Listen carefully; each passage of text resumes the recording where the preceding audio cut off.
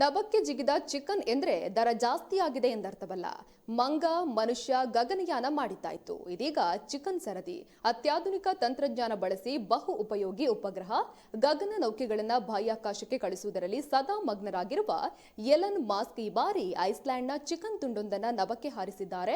Super market ಕ್ಷೇತ್ರದಲ್ಲಿ ಮುಂಚೂಣಿಯಲ್ಲಿರುವ Iceland ತನ್ನ ಸುವರ್ಣ ಮಹೋತ್ಸವದ ಸಂಭ್ರಮದ ಹಿನ್ನೆಲೆಯಲ್ಲಿ ಮೊಟ್ಟಮೊದಲ ಬಾರಿಗೆ ಈ ಸಾಹಸಕ್ಕೆ ಕೈ ಹಾಕಿದೆ.